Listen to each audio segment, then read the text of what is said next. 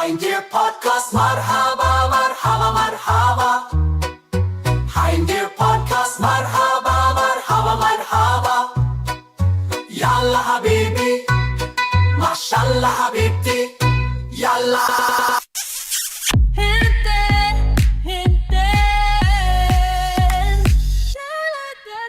And we're live. Hello, everyone. This is Hind Deer Podcast with a new episode this Saturday, 3 p.m. Eastern Time, 11 p.m.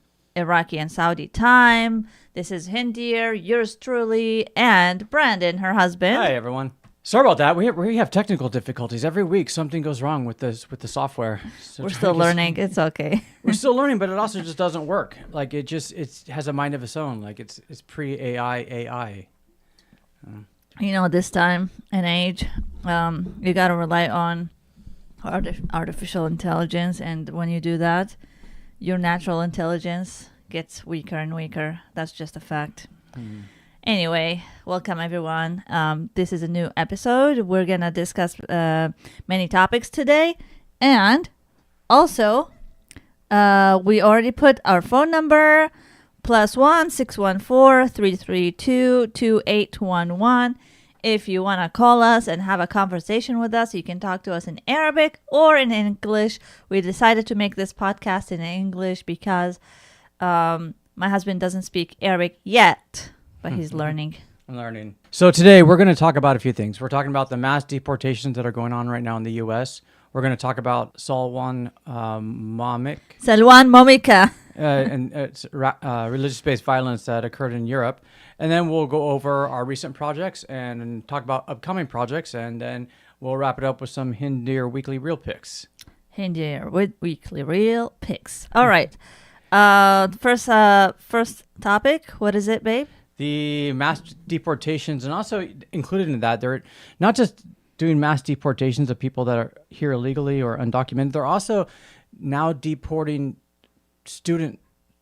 foreign students who are on student visas who protest for Palestine. Yeah. Fuck that shit. I'm mad. It's really insane what's happening. Like it's I guess, you know, people come here and they live here illegally. They're gambling, but it's still. Here's the thing with Trump. I hope he does a good job, but here's what I think he's doing. I think he's purposely finding people that he can do something cruel to make it look like he's doing something while he betters himself and his family, while he completely ignores the majority of Americans. I could be wrong. I hope I'm wrong. But when you're going after people, when you're trying to deliberately hurt people and you say, I'm destroying this person's life because they might rob you at some point, you know, it's a bullshit argument. You know, there's school shootings left and right in this country, and nobody cares. I don't think it's for financial gain for him and his family. I think it's the white supremacist mentality. He's an old man and he's old school and he thinks old school. I don't think you understand American mentality, like white supremacy. I don't know, babe. It's not really. I think he wants less brown people in the country. That's one of the reasons. He's so fed up with a lot of brown people coming in and pouring in and not learning English. And he feels that this country is an English country, English-speaking country. He also wants educated people to be here, not only just workers. That's what he said many times. No, I think that's all completely untrue. To be honest, like with Trump, he's a politician. He really wanted to be president. What he did was he looked for an issue that people would get excited about. Immigration was an issue that people got excited about. He could care less about immigration. It's not about brown people, white people, black people. It's literally an issue that he could take and run with. But there is an immigration issue. As an immigrant, I know. Yeah, for sure. It didn't start with Trump. It didn't start with Trump. When I came here, there was Obama. Obama was president, and then Trump became president, and then Biden became president, and then Trump now became president, and I still don't have my legal documentation. So there is a problem. I'm here legally, but I don't have my full rights legal documentation, and it's also like the changes. Just to be clear, Ice, she's here legally. She's not an undocumented. I'm legal, but I'm not. a green card holder or a citizen yet, which I want to be. Anyway, what I'm talking about is there's very slow processing times for legal immigrants. Yeah. There is a lot of focus on the border. A lot of people crossing illegally, and then when they get to deported, they come back illegally. And there's a lot of focus on these people and neglect to the people who are here legally and who want to be here legally. Now, the new orders are not benefiting any of us, the legal ones and the illegal ones. So they know there is an immigration crisis. They know there is a lot of people pouring in, and they feel threatened. They want to defend their country. They feel like, oh my God, all these Indian students are coming. People from the Middle East are coming. Brown people from Latin America are coming. Oh my God, does not feel like America anymore, especially someone who's Trump's age. I think that's what these old people are coming from. And he's influential. Like, he plays on these emotions in people's minds. It could not be his emotions, but he plays on them. You don't get the logo icon on there? No, I mean, honestly, like, I think people that think this don't really understand how Americans think, especially white Americans. I don't think it's racism at all. It's not. I think, again, Trump could care less about immigration. He's found an issue that gets people excited. It's an easy one. If you're going after people that don't have any civil rights, any protection, they're super easy to pick on. You can bully them. You can ruin their lives. Nobody cares. And you control the media, so you paint yourself as a hero. With the students being deported, that's because of Israel interfering with our elections. That's because of Israeli donors paying Trump millions and millions of dollars to 100%. go after people criticizing what's going on in Israel. And I'll go over it, but it's undeniable what Israel is doing, and what they're trying to do is to just silence people. They're trying to, again, ruin people's lives instead of just being honest about what's going on and maybe ending the apartheid and being civil human beings. But they don't want to do that. They want to be a racist country. Supremacist. Yeah. Yeah, I think he's doing the Palestinian student visa thing to please the people who funded him during his election campaign.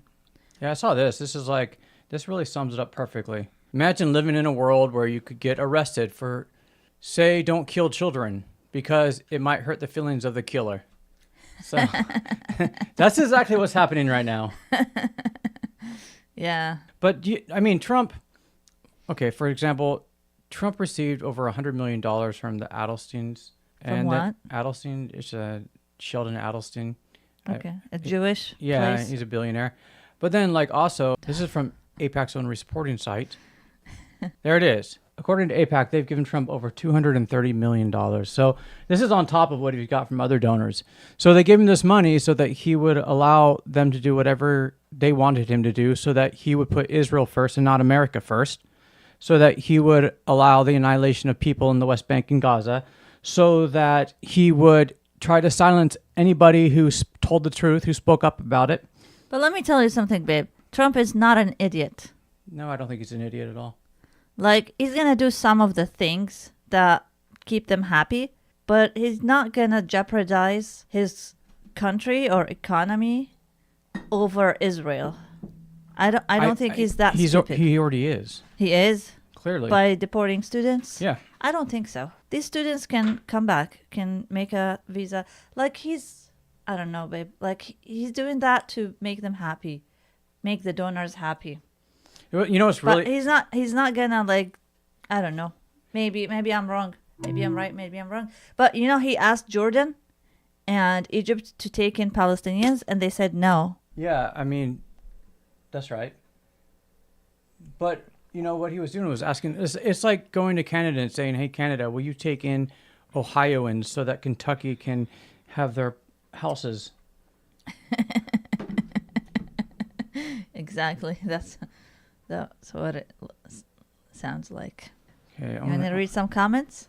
Yeah, go ahead. Anyway, reminding you, friends, you can call us always to have a conversation with us if you want. Phone number is 614-332-2882. 811. So let me show you this. This next item is a directive to the federal government ordering the restoration of. This is just kind of the irony of what's happening right now. This next item is a directive to the federal government ordering the restoration of freedom of speech and preventing government censorship of free speech going forward. So that was Trump trying to show that he does care about free speech. And then, of course, here's someone. These students in universities in our country, whether they're here as Americans or if they're here on student visas, and they're out there saying, I support Hamas. You and I have seen that on all of these television shows. Frankly, they need to be taken out of our country, or the FBI needs to be interviewing them right away when they're saying, I support Hamas, I am Hamas. That's not saying I support all these poor Palestinians who are trapped in Gaza. That's not what they're saying. So I think their student visas need to be revoked. I think we need to reinstate President Trump's travel ban immediately. Yeah, so much for government not censoring free speech. So what she was saying was a complete lie. No students are out there saying, I support Hamas. Hind, you're an Arab. Do you know other Arabs? Do you know? Of course, I'm one of them. Okay, Yeah. so you speak the language? Of course. Okay. How often do you hear them say, I support Hamas? I don't. I hear that from Gazans, to be honest. Okay. Or people living in the Middle East, but not here. You've never seen Seen a protester saying I support Hamas. Because it doesn't exist. She's lying. This is Israel trying to oppress America. Israel trying to shut Americans up. Thinking that they control Americans. Yeah, but babe, Americans will not be quiet about it. I mean, I'm not being quiet about it. We're not being quiet about it, and I think Trump knows very well. I don't know. I don't know. Here's a It's my president. here's a student, a UCLA Just student. trying to not get deported. Love you, Leo Trump. Lejeune. She organized student protests, and she's a student at UCLA. Oh. And if you don't know, UCLA, I mean, they don't let dummies in. This is a bright student. This is someone that really could benefit the United States. It benefits the United States to have people like that in our country. And they kick her out because she hurt Israel's feelings because she told the truth about Israel. Yeah, babe, Israel, I hate Israel. Israel, I'm sure Palestine will be liberated from Israel no later than 2 years from now. And this is just temporary. And this has to happen for the world to see the truth.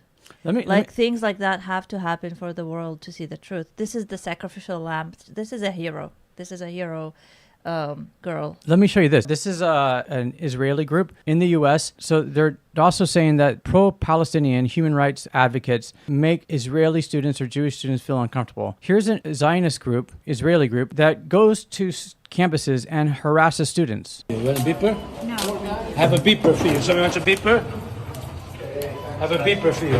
You have a beeper? I have a beeper for you, sir. Yeah. Would you like a beeper? Have a beeper for you. Now, why are you running away? Have a beeper for you. Covering your face. Here.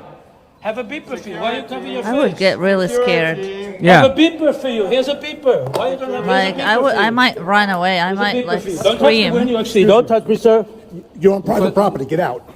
I'm You asking have you a to leave the beeper, building. sir. I'm asking you to leave Don't the put your building. hands on me. You know you can't. That person, first of all, is clearly a predator. It's clearly a dangerous person and clearly a mentally unwell person. Also, it sounded to me like that person has a foreign accent. He's not an American. So he's coming here and he's threatening Americans. He should be kicked out of the Israeli. country. He should be kicked out of the U.S. because he's a threat to the U.S. He should be kicked out under Trump's anti-free speech student ban. Yeah, he should. Truth is coming out. You know what? The same group. This, you know. I know you're upset that this is happening, but this happening in the U.S. will open a lot of people's eyes on what's going on, and the awareness will get to more and more people. And this is how we free Palestine. Have you heard of Hind Rajab? Yeah, the child who got killed. Okay, this same group is literally gaslighting her death, and they're holding this event. I blacked out who they are because I don't even want to give them credit because they're such disgusting people. Look at that. Stand against the people who use Hind as a human shield in order to fake a genocide. Fake a genocide? What? These people are human scum. Yeah. And all you Americans that support this, you're feeble-minded, weak parasites. You're weaklings. Act like you're proud to be an American. Act like you're tough. Anyways, I don't think any moral person will support that. This is all immoral people. yeah, I really People believe with that. no morality whatsoever. No morality. I think a lot of these people are sociopaths, and they faked it for so long because the world was stable, and they knew who their sides were, and they knew who they said they could support, and who they said they couldn't support. And then when things became out of balance, because they're sociopaths, they didn't have the ability to discern on their own right from wrong. And so now you see all these people who are just horrible, amoral. Yeah, but remember at the beginning of the war, I told you something? I told you these people manipulate you guys and tell you you are anti-Semitic. I don't know if you remember me telling you that. We were arguing. You were more on the Israeli side at the beginning of the war, and I was on the Palestinian side, and I told you their truth. I told you these people are immoral. They will manipulate you. They will tell you you are anti-Semitic, and you didn't believe me because it was not a mainstream thing to think like that in the American world. First of all, I'm not anti-Israel. I'm not anti-Jewish. That's like absurd. You're a Semite. Yeah. But no, I'm not anti-Israel. I'm anti what Israel is doing on behalf of the United States, what the United States is helping Israel do. But the point I'm trying to make is that a lot of people like you were so manipulated and so don't know the truth. Just don't know the truth. And now everyone knows it. Everyone knows that these people manipulate. These people will say anything, will do anything, no morality whatsoever. I'm not talking about the Jews. I'm talking about people who support the Zionist project in the Middle East. Just horrible human beings. They'll say anything. Like, they're embarrassing themselves now because everyone knows who they are. You want to read some comments, babe? Yeah, read some comments. Let's go on Instagram. Someone said I'm their childhood YouTuber. And that's it. If you guys want to call, you can always call. Our phone number is 614-332-2811. And someone on YouTube said, I'm not understanding anything. She said that in Arabic. Of course, she speaks Arabic. I'm so sorry that we're not doing this podcast in Arabic. We're doing it in English. Yeah, sorry about that. Sorry about that. So anyways, where were we? We just finished talking about Trump and Hind Rajab's counter protest. Well, they're smearing people. They're smearing people left and right. People that want to silence people about what's going on in Israel. First of all, this is not a left or right thing. It's not a liberal thing, a conservative thing. For example, if you're intentionally killing civilians, you probably shouldn't beat your chest and brag about it. Maybe you could make the I agree with that. Maybe you make the case that we had to do it or whatever, but you should. I agree. You should weep, and that's evil, and you should just say it's evil. And I know it's really threatening to. Is it evil, though? Ben Shapiro to say that or whatever, but Is it evil? to kill civilians on purpose? Yeah, it is. I think it is. Really? Kids and children. Well, how is it not actually? In a war? What's wrong with We can call it Piers whatever you Morgan? want. How is it right to kill women and children? I didn't say, because I think there's a moral right behind you if you are literally. To kill women and children? If Really? there's a world war that threatens the Call it entire. whatever you If it threatens the entire world? Yes. Some people killed your kids, like your 8-year-old. Like, Well, obviously, how it's is your own that children. Of morally course. justifiable? Well, because actually you have to. Well, by your criteria. It's disgusting. Okay, it's nothing's. So no war is morally justified. I mean, I think it's pretty hard to justify. I mean, yeah, I'm Any sure. war. A pure defensive action, sure. But all I'm saying, look, it's all ugly. It's all hard to stomach. I've actually seen some of it up close. Super ugly. You can say that. You can say you hate it. May I But the fact you quibble with it finish? being Let me just morally say, justified. To intentionally His kill boss is non-combatants, women and children, Zionist? I think we can say that's wrong. In fact, I thought that was the thing we were fighting against. this is how insane everything has gotten. It's not even a debate whether or not Israel is purposely targeting innocent civilians. And just to be clear, when this conflict first started, people were estimating that around 40,000 people had been unalive. And it turned out that was drastically wrong. That was off by about 41%. Between October 2023 and June 2024, Israel unalived approximately 64,000 people. You mean killed? Oh, Yeah, it's we gonna- can't say this on YouTube? You might. Yeah. Unalived. Okay, Yeah, there you unalived. go. Martyred. Yeah, so that's about 7,000 people per month. Just to put that in perspective, the Bosnian genocide, total of 8,000 people were unalived during the entire event. And Israel has unalived 7,000 people. Well, if you tell them every that, month. they will tell you, oh, you killed people during Hiroshima and Nagasaki. How about that? Yeah. They will find every justification to keep doing it. Actually, they want to keep doing it. They want to go back in Gaza, take their hostages, go back in Gaza and finish Gaza, finish finish everyone in Gaza. This is why Trump asked Jordan to take in Palestinians, because And they're going to blame it on Jordan and Egypt for not taking these Palestinians. Yeah. They're not going to blame it on themselves. Yeah, and just to be clear, I mean, there are people right now that are actually saying things that do seem anti-Semitic, and it's becoming very mainstream. And this is an effect of what's going on. But let me give you a good example here of how bad things are getting in the realm of reality, and then what they're using to gaslight people. So this is how bad some things are getting. This is a UFC fighter. He started a podcast. This was his first podcast episode. Hitler, hell and the Nazis. I really don't think that he was, because I honestly think that Hitler was a good guy based upon my own research, not my public education indoctrination. I really do think before Hitler got on meth, he was a guy to go fishing with. He fought for his country. He wanted to purify it by kicking the greedy Jews out that were destroying his country and turning them all into gays. They were gaying out the kids. They were queering out the women. They were queering out the dudes. They were, you know what her first tranny surgery ever was? Happened to be in Germany before Hitler took over. You know the books that everybody makes fun of Hitler burning? You know what the books was? Queer books. Hitler burned queer books because Hitler didn't want a bunch of queers destroying his nation. They can't produce children.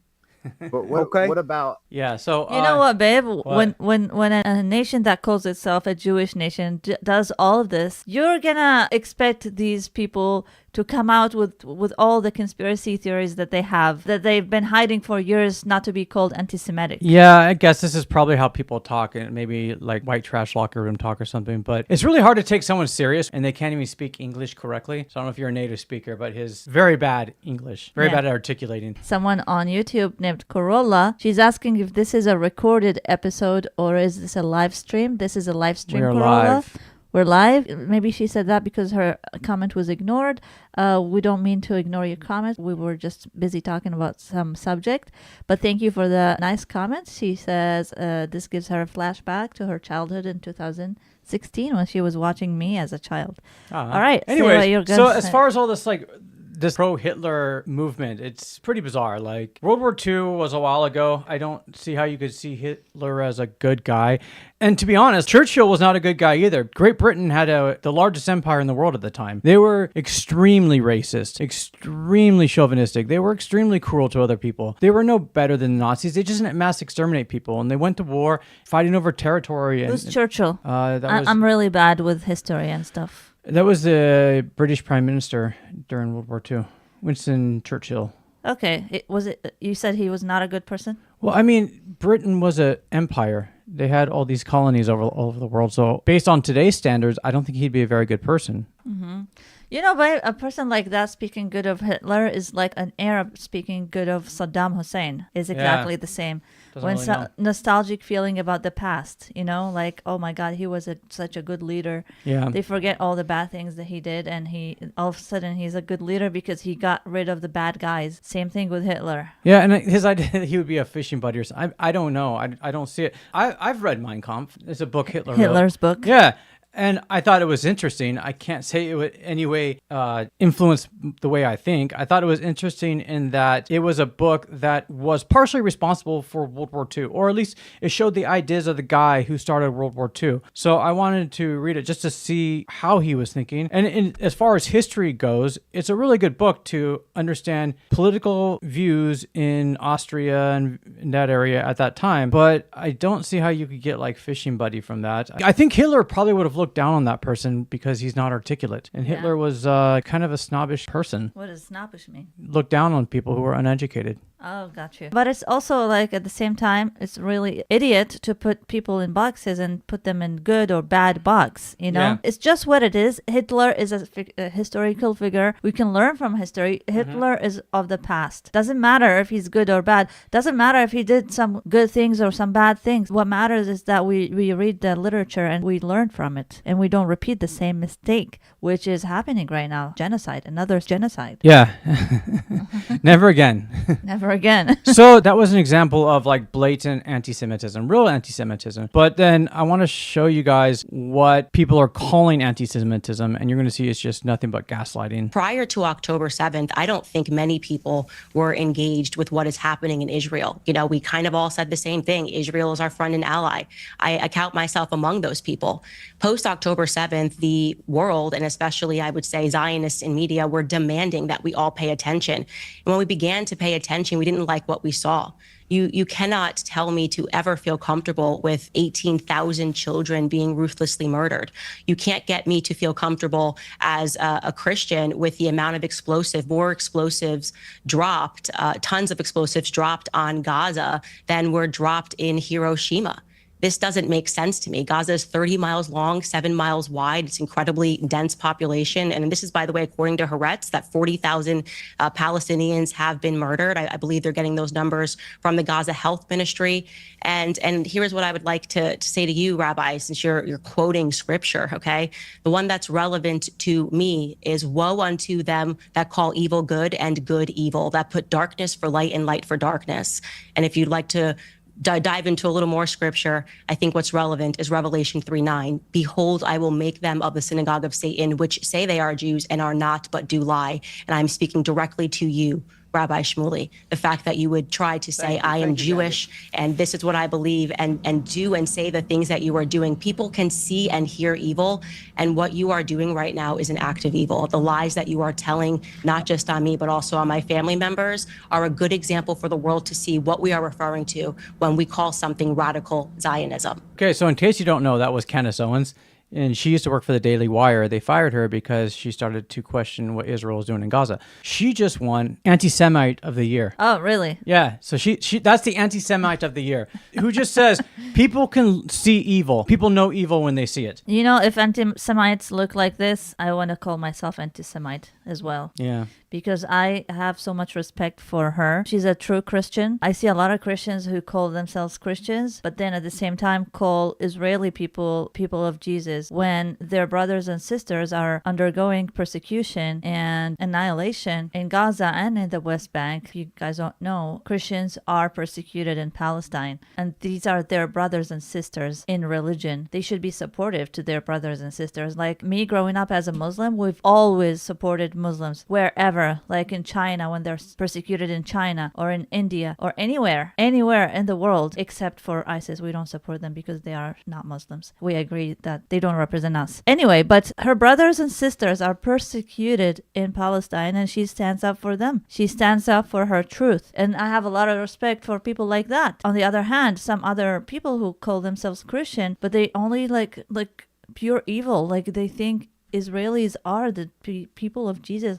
Like, how can you think that when you call yourself a Christian? It's not about winning and losing. It's about humanity. It's about your brothers and sisters. You support them. You stand with them, you know? Yeah. Can you imagine, like, some people would actually call you an anti-Semite? Like, I'm Semite. I know. I'm a Semite. My genetics clearly on my face. I'm a Semite. And by the way, I found out that I have 7% Palestinian DNA in me. Or Levant. Levant, that's Palestinian. Yeah. I mean Palestinian, Lebanese, Jordanian, all of the some Israelis too. Yeah, we share some DNA with them. Not all of them. A lot of them are East European. Believe it or not, Netanyahu himself is Polish. He's not a Semite. Yeah, I heard something about that. I don't know. It might be true. Anyways. And a lot of Israelis are kidnapped who look like Arab, who look like Yemeni. A lot of them are kidnapped. Yeah, there was something there, and Israel admitted to that. So it's not just rumors. There's a documentary on Al Jazeera with all the evidence that these families came from Yemen to Israel, these Jewish families, and all of a sudden their newborn kids are kidnapped and given to another family, and they were told that these kids have died, and there was a woman on that documentary. She's a Jewish woman from a Yemeni background. She made her life mission to look for her sister and find her because her sister got kidnapped when she was really young, and her parents lived through that pain their whole lives, and they died. They never saw their daughter, and she's looking for her sister, and she's like in her 70s or 80s. It's amazing how like Jewish people never forget their rights.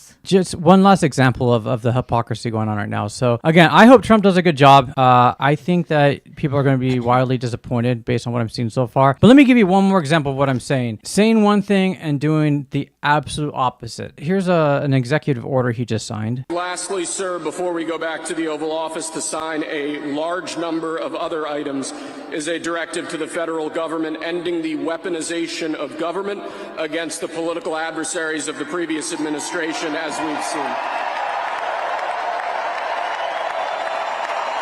What does that mean? So that means that they're saying that the government has been weaponized against certain people, primarily Trump, and that they're ending it. At the same time, former General Mark Milley's. What is this? This is a former U.S. general. His security detail has been stripped away. He's under investigation to be possibly demoted because he spoke out against Trump. Because he was the general at the end of Trump's first administration, and he was doing things like talking to the Chinese saying, hey, it's okay. There's not going to be a nuclear war. You guys don't have to worry. This was back when Trump was trying to find a way to stay in office. Oh, so you're saying Trump is weaponizing... is claiming to stop the weaponizing of government against people, but he's doing it himself. Yeah. So the rules don't apply on him. Yeah, and that's not the only example. There's let's see if I have it here, but there's John Bolton, Mike Pompeo. These are all people that right now Trump is weaponizing the government against. So again, if you want to support Trump, but if you have any measurement of values, if you have any standard of what's right or wrong, you should know when something's out of balance. You should know when something's not right, when something doesn't smell right, doesn't look right, when something's just clearly unethical. And that's what we're dealing with right now. I'm really sorry, friends. WhatsApp was not working for the entire time, and someone was trying to call. Let's sorry about that. Delvin on YouTube said هند ممكن تردين على واتس. Of course. Call us again. اتصل بينا مرة ثانية يا دلفان حتى نجاوب على مكالمتك لأنه كنا ما فاتحين شو اسمه الواتساب. وهسه فتحنا. Here we go. Hello. الو مرحبا. مرحب اهلا وسهلا. يا هلا هند، شلونك؟ تمام الحمد لله، شلونك انت؟ الحمد لله. طبعا انا اتابعك من زمان، طبعا من متابعينك. اهلا وسهلا بيك. اي والله. يا هلا بيكم، يا هلا بمتابعين القديمين. يا هلا والله، تسلمين. والله اني ولو الانجليزي مالتي شويه مستوى ضعيف، بس دخلت عربي مو مشكله. اي عادي. Arabic, his English is not that good. Okay. اي شفتكم تحجون على ترامب. ايه. فاني يعني سؤالي لكم، ليش امريكا دائما الدوله هاي تحاول تسيطر على كل شيء؟ خوش سؤال. اي. ليش امريكا تحاول تسيطر على كل شيء؟ دائما يعني ايدها بكل شيء. راح نسأله للأمريكي رجلي ونترجم لك الجواب. ما أعرف أنا جواب السؤال هذا. مو كلش بالسياسة أنا، بس أنا أتوقع أنه أمريكا لأنه هي المسيطرة ما تريد تتخلى عن هذا المكان، السيطرة يعني مالتها. يعني شلون هي مسيطرة على كل شيء فما تريد تتخلى عن هذا الشيء. بس نسأل براندن ونشوف جوابه. إيه. بعد شنو عندك؟ شنو اسمك أنت؟ ما نسأل. أنا اسمي ديفان. ديفان. أنت نفسك اللي على اليوتيوب. إيه أنا. يا أهلا وسهلا بيك يا ديفان. من وين تحكي ويانا؟ يا هلا والله. أنا أحكي وياكم من العراق دوك. أهلا وسهلا، بخير بي. خير بي. أنت تحكي باديني؟ إيه باديني. إيه شوي صعبة اللغة مالتكم. لا والله أول صوراني أصعب ترى من الباديني. صدق؟ إيه والله. أنا أشوفهم ما يفهمون بعض، السوراني والباديني. لا ما نفهم نحن. ولا واحد يعني يفهم على الثاني. نفهم. إيه صحيح، هو كلش صعب يعني، بيناتنا فرق كلش كبير. اي والله. يا اهلا وسهلا بيك يا ديفان. وتحب تسوي مشاركة؟ عندك ابداء رأي؟ انت برأيك ليش امريكا جاي تسيطر على كل العالم؟ والله يعني من ناحية كل شيء، يعني النفط بالعراق، يعني الدولة مالتها تبيع النفط يعني الامريكا والدول الثانية، يعني من ناحية كل شيء امريكا يعني تضرنا. انا اشوف اي ناحية يعني من كل النواحي. الضرنا اوكي. اي يعني الكهرباء، النفط، ايتها على النفط مال العراق، ايتها يعني بكل شيء يعني. زين برأيك شلون نغير هذا الوضع؟ شلون والله هو صعب كلش. شلون نخلي خيرات العراق للعراقيين؟ والله هو صعب كلش، لأنه مثل ما قلت يعني هي مسيطرة على كل شيء، وأنا برأيي كلش صعب. اي والله كلش صعب، بس ممكن لو مو ممكن. والله هو ممكن، يعني مو انه مو ممكن. اوكي، عندك بعد مشاركة؟ تحب تقول شيء؟ لا والله شكرا لكم، ما اريد اخذ من وقتكم. اهلا وسهلا، يا هلا اهلا وسهلا بيك. هاي المكالمة كانت فيديو؟ فيديو؟ لا صوتية. إيه. يا هلا. اوكي، يا اهلا وسهلا بيك يا ديلان، نورت وشرفت حلقتنا، وراح نسألك براندن هذا السؤال ونترجم لك اياه، تدلل. إيه. هذا امريكي، ما دام امريكي نسألك اياه. لازم. بس يجوز الجواب ما يعجبك، مرات انا وياه ترى نتطاحن ونختلف يعني بالاراء السياسية. يجوز ما يعجبك الجواب، يعني يجوز ما يعجبني انا هم. والله حتى يعني امور السياسيه انا مو لقيت، بس الشيء اللي مو صح يعني واضح مشكله يكون. واحد يشوفه. اي والله صحيح. يلا يا ديلان، شكرا على مشاركتك، شكرا على اتصالك ونورنا دائما. اكيد دائما. دائما بيك. طبعا. يا هلا. يلا مع السلامه. اشكر. مع السلامه. مع السلامه. You can مع السلامه. close the call. All right, so Dilan from Iraq, he's from Duhok, he's Kurdish. And he has a feeling he's not very involved with politics, but he's seeing the obvious, and he has a question for you. Okay. The question is, why does America want to control other people's resources? America is taking Iraqi oil. America is taking our natural resources. Why does America want to grab everything for its own interest? I think that when you're dealing with these kind of things, if that stuff is taking place, it's not America necessarily. It's people that have a lot of power in America and have a lot of influence, and they want those resources for their own financial gain. So they use the government to give them what they want. That's what I think. I mean, there's probably multiple reasons. I mean, America's a big country, and not everything's cut and dry.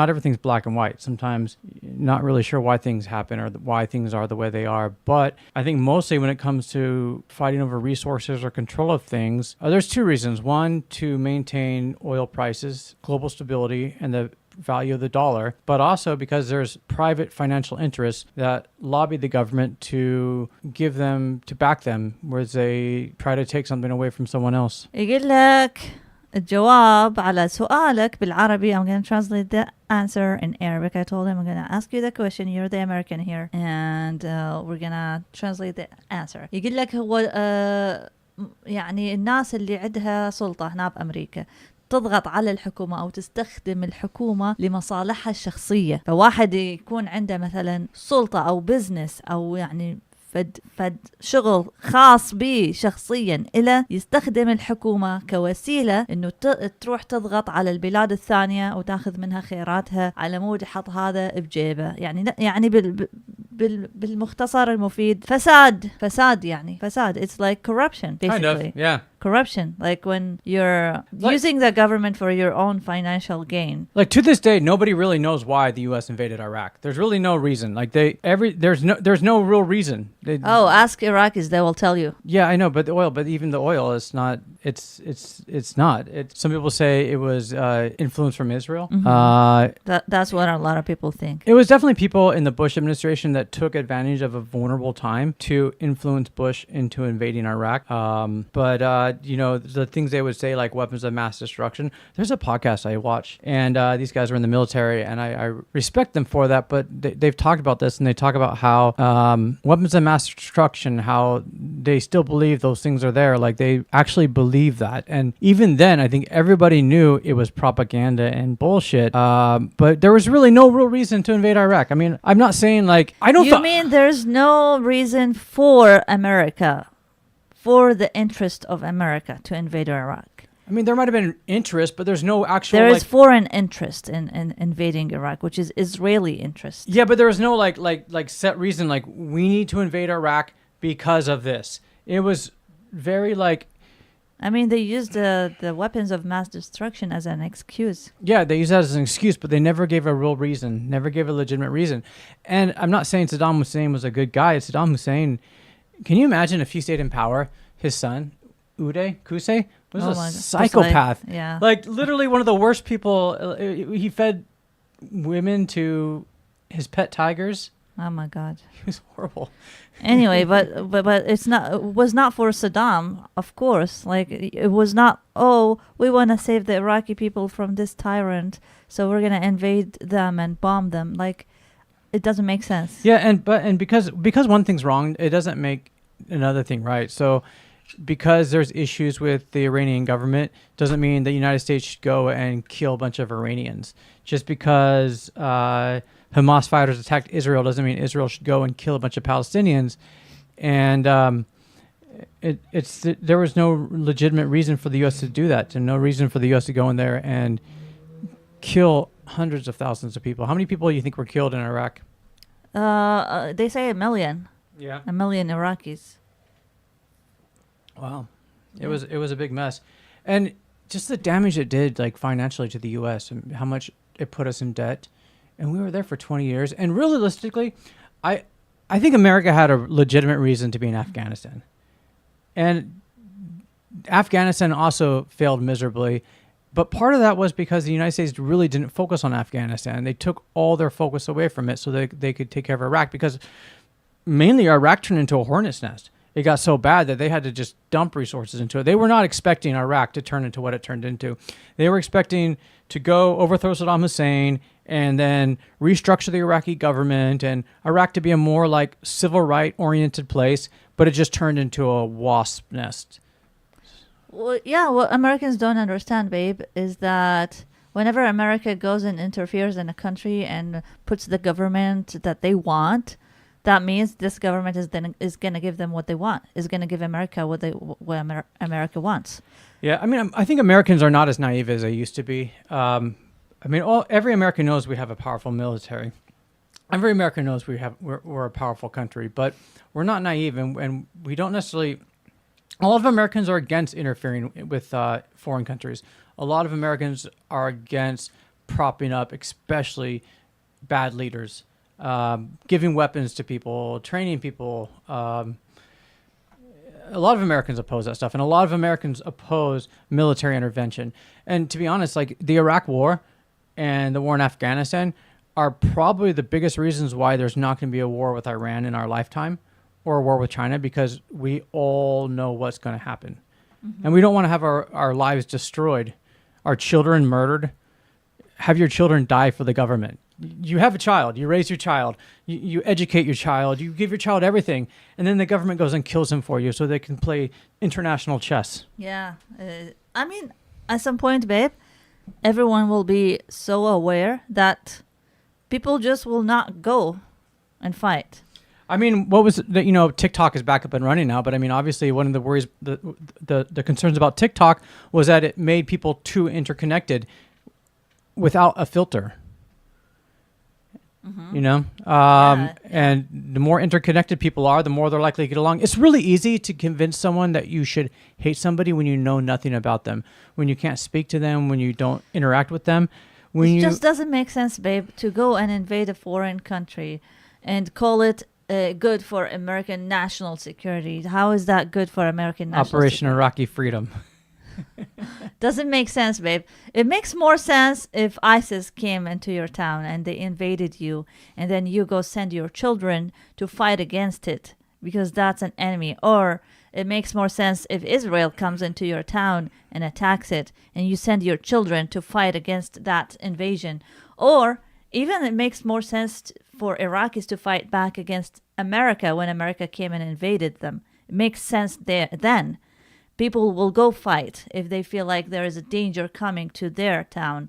But convincing a population, especially these days and with social media and all information available, that, oh, you send your children to a very faraway country, sovereign country, because we are better than them, because we are civilized and they're not, because whatever reason they might find. But yeah, no, people always fight over those three things: language, culture, and borders. If you want to start a war, threaten those variables. Yeah. Yeah. So we should let's move on to the next subject. We've got the Iraqi national Salwan Momika. Do you know who this person is?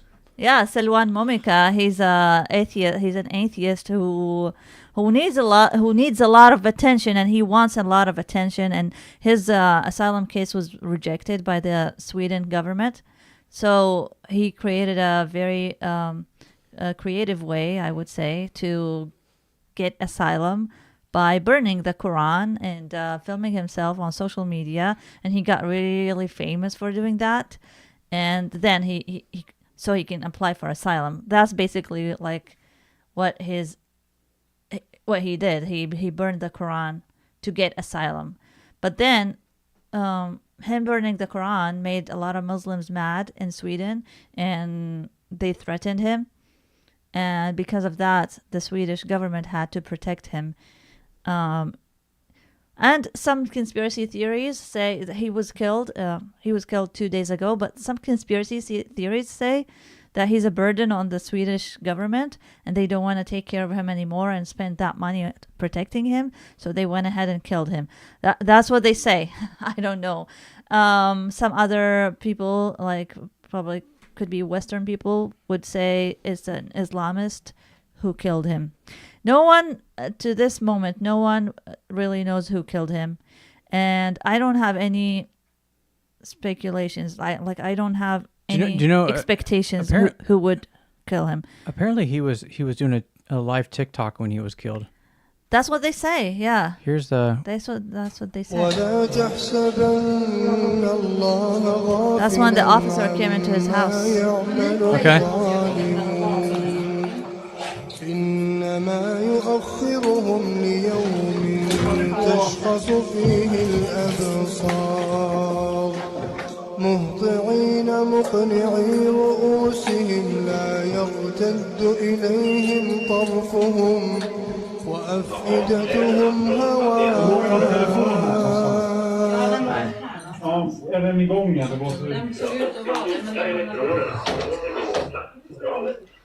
You know, I would say...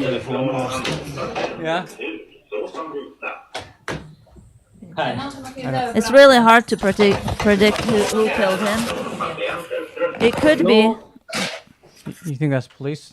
That's police, yeah. That's okay. Swedish police. It could be the Swedish government. It could be some Islamist.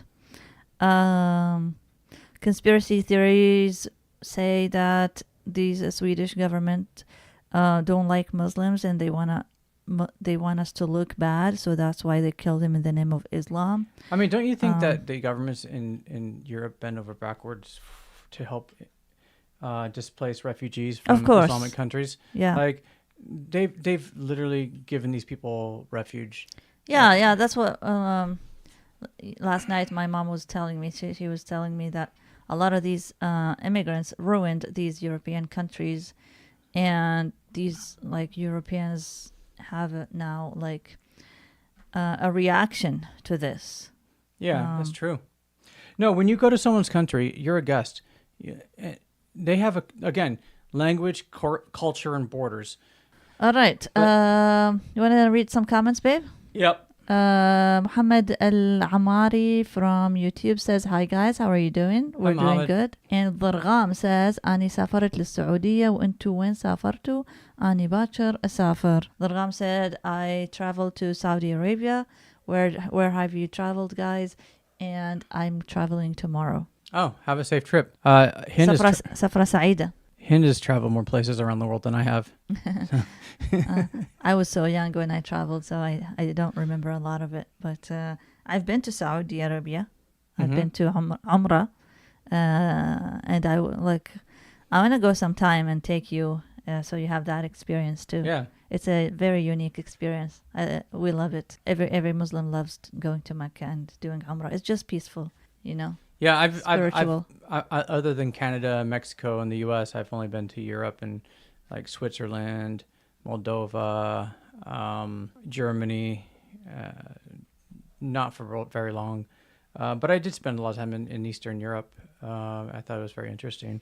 I like Europe a lot. Europe is much different than the United States. Yeah, I've been to when I was older, when I was a little child, my parents just did a Europe tour and international tour, and they took us with them.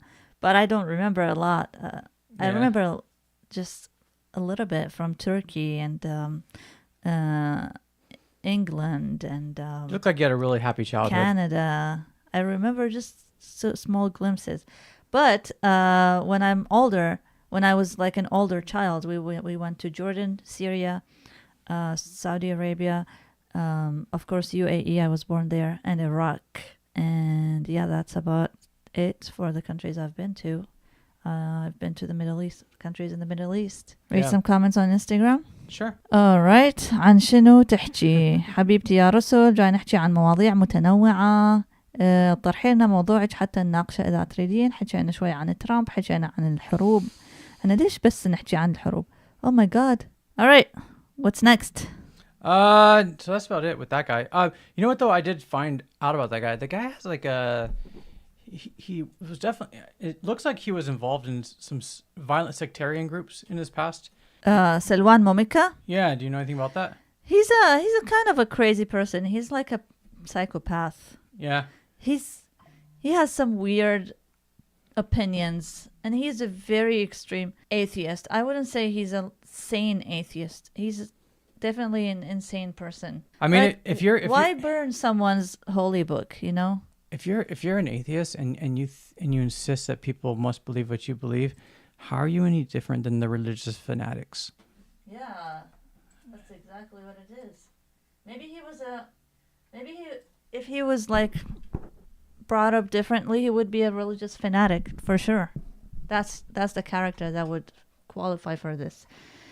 Anyway, let's They don't know who killed him. Which is so weird. Yeah, but it's tragic. There's definitely a lot of tension right now in Europe between the Islamic community and native community, I guess. Yeah.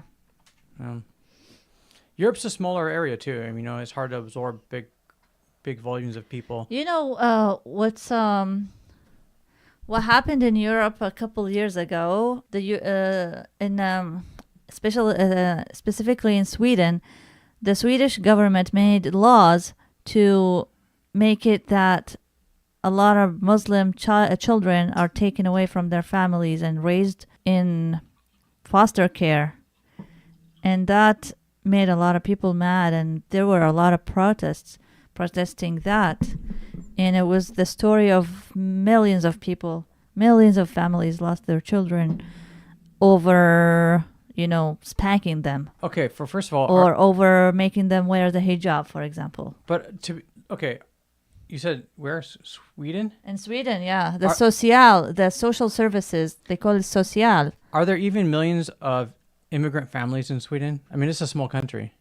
I don't know how many. Like I might not be accurate. It could be thousands. I don't know. But a lot of people protested. Maybe millions protested, but maybe hundreds or thousands are the victims. Definitely not hundreds. Definitely, it's a big issue.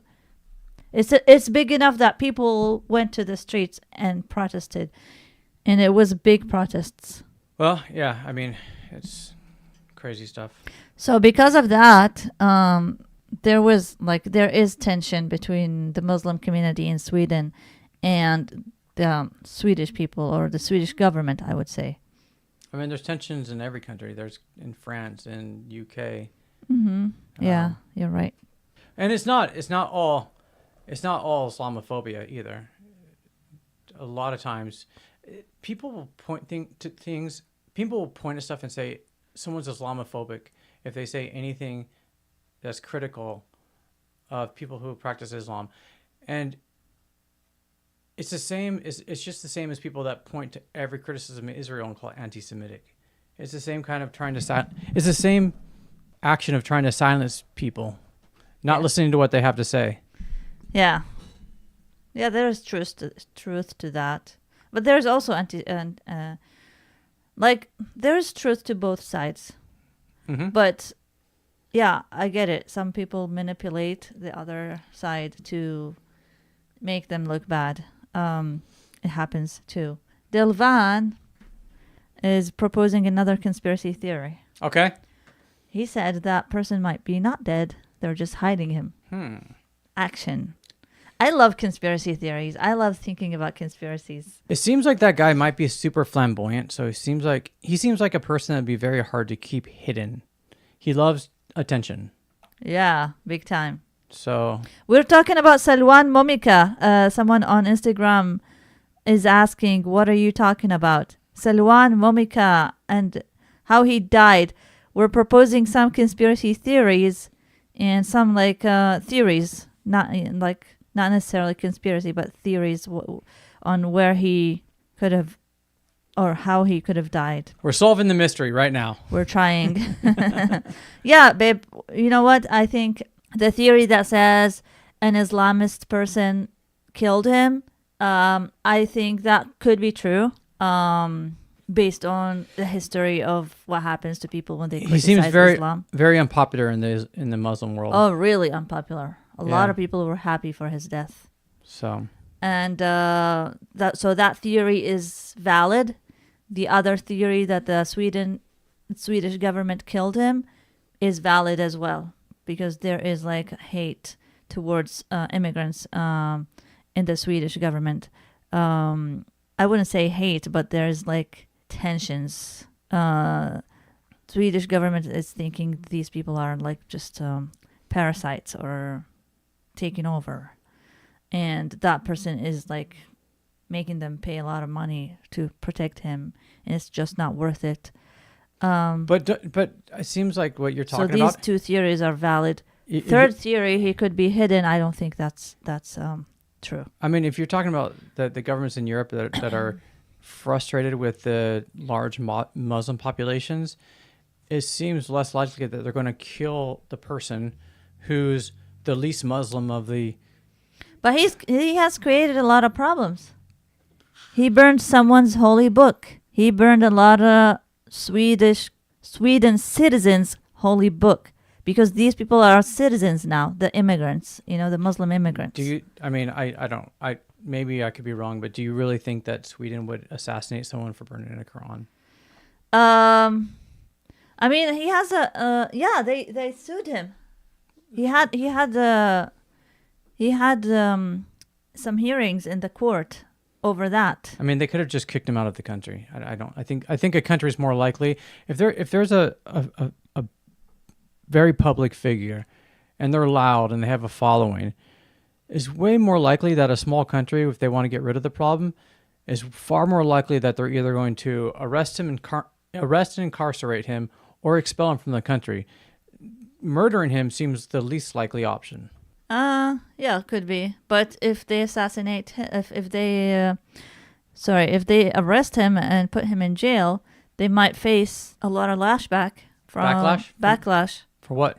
From Western countries for being anti-free speech. I mean, UK is arresting people right now for free speech, and yeah, but that's different free speech. Why would they? When free speech is against Muslims, it's encouraged in the Western world. When free speech is against Israel, is not encouraged. I mean, I think that's I think it's because of your community. I think you're used to saying a lot of things are Islamophobic, and a lot of things. I'm telling you, as a Westerner, a lot of things aren't Islamophobic. It's just a clash of civilizations. That's all. It's just two different societies coming together. Mm-hmm. And sometimes there is fear of the outsider, and that's what racism is. It's a fear of the outsider, but it's not like this grand conspiracy that everyone's against Islam and all that. I mean, I think there are some people who are against Islam. I mean, some people are against Islam, and then there's a lot of people that are just against the bad parts of Islam, and there are many bad parts of Islam. Yeah, under that excuse, they perform whatever they want to perform in the name of fighting against the bad parts of Islam. Okay. That's debatable, babe. Yeah. I just learned who he was. Well, I'm learning so much. So someone on Instagram asked, so do you think he deserves to die? I don't think he deserved to die. Do you think he deserved to die? For burning the Quran? No. No, not at all. He doesn't deserve to die for burning the Quran. Even though like he could be an asshole in real life, and he's yeah. I mean, he's not a very pleasant person to be around. And yeah, he was probably not a fun person to hang out with. yeah, but killing someone over that, why? Like everyone who insults you, are you gonna kill them? Like because they insult you? Here's the thing: did God put you on earth to cleanse the earth? Did God put anybody on earth to cleanse the earth? Let's say, even if you're very, very religious and you believe that this book is the word of God, that God literally dictated this book, and you believe that, and he burns it, and that makes God upset. Is it your job to carry out God's execution order, or does God deal with that? Why would it be okay for anybody to kill him? Why would it be okay for anybody to kill anyone based on religious ideology? Yeah, it doesn't make sense. It doesn't make sense. I think every person has the right to believe whatever they want to believe in. Actually, religious freedom is an Islamic concept. If you're a true Muslim, you would believe in freedom of religion, because that's what Islam is all about. You're free to believe in whatever you want to believe. Muhammad asked what time the podcast ends. It's almost over, actually. We're going to cover some projects that we did this week and upcoming projects, and then just watch a few goofy reels, and that's about it. Mm-hmm. We're going to end the podcast whenever Brandon decides to. Done when I say we're done. Okay, so let's move on. Because I said so. It's because I said so.